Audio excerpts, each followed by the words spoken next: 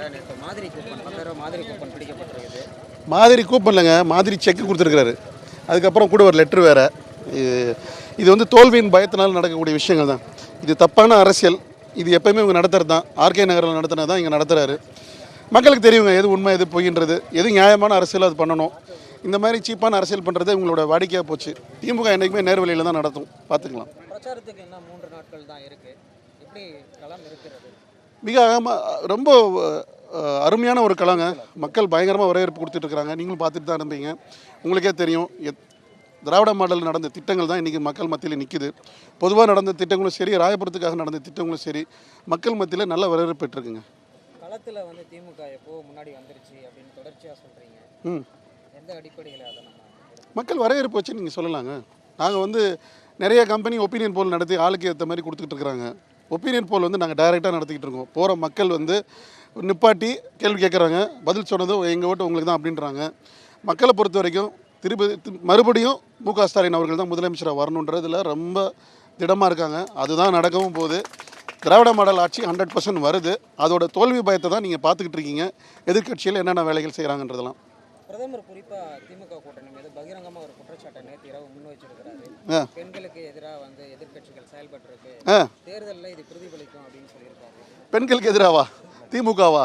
Sir, தலைவர் போட்ட மொதல் கையெழுத்து பெண்களுக்கான கையெழுத்து தான் சார். போய் அவரை வந்து பின்னாடி பார்க்க சொல்லுங்கள். 2021 May 7th ஃபஸ்ட்டு கையெழுத்து என்ன போட்டாருன்னு பார்க்க சொல்லுங்கள். பெண்களுக்கான உங்களுக்கு வந்து மகளிர் விடியல் பயணம் கொண்டு வந்ததை கையெழுத்து போட்டது தலைவர் அவர்கள். ஞாபகம் வச்சுங்க. பெண்களுக்கு முன்னுரிமை சொல்லட்டுமா லிஸ்ட்டு? மகளிர் உரிமை தொகை போகும். 1.5 கோடி பெண்கள் மோடியை ஓட விட்டுருவாங்க சார். வாங்கிட்டு இருக்கவங்க ஞாபகம் வச்சுக்கோங்க. தமிழ்நாட்டில் தேர்தல் காலத்தில் பொறுத்த வரைக்கும் திமுகனுடைய தேர்தல் அறிக்கையை வந்து பெண்களை மையப்படுத்தியும் இல்லத்தரசிகளை மையப்படுத்தியும் தான் வெளியிடப்பட்டிருக்கு. சார், உண்மை அதுதான் சார். நீங்கள் ராயபுரம் கணக்கு எடுத்துக்கிட்டிங்கன்னா பெண்கள் தான் சார் அதிகம் வாக்காளர். அவங்க தான் சார் முக்கியம். பெண்கள் நாட்டின் கண்கள் சார். அதுக்கப்புறம் தான் சார் நம்ம அவங்களுக்கு முக்கியத்துவம் கொடுக்கணும் சார். இன்றைக்கி மட்டும் இல்லை சார், இப்போ காலந்தொட்டே வந்து பெண்களுக்கு முன்னுரிமை தான். நீங்கள் கடவுள்னு எடுத்துக்கிட்டிங்களாவே எல்லா சரி பாதியாக இருக்குது தான். சிவனும் பார்வதியும் பாதி தான் சார். ஈக்குவல் தான். பெண்களுக்கு ஈக்குவல் ரைட்ஸ் கொடுக்கணுன்னு மதத்துலேயும் இருக்குது. அதே மாதிரி திராவிட மாடல் இருக்கக்கூடியது எல்லாருக்கும் எல்லான்றது தான். ஸோ ஈக்குவல் ரைட்ஸ்ன்றது பெண்களுக்கு கொடுக்குறது திராவிட மாடல் தான். 33% கொடுத்துக்கிட்டு தான் இருக்கிறோம் உள்ளாட்சி இதில், இல்லைன்னு சொல்லுங்கள். அதனால் என்றைக்குமே பெண்களுக்கான வந்து இடஒதுக்கீடாக இருக்கட்டும், அவங்களுக்கு உண்டான உரிமையாக இருக்கட்டும், முதல்ல குரல் கொடுக்குறது திராவிட மாடல் தான். தொகுதி மறுசீரமைப்பில் கிடைத்த வெற்றி தேர்தலில் எப்படி இருக்கும் சார்? இது வந்து மக்களுக்கு வந்து எம்பி எலெக்ஷன் தானே அப்படின்ற மாதிரி, எம்பி தானே அப்படின்ற மாதிரி நிறைய பேருக்கு புரிதல் இல்லை.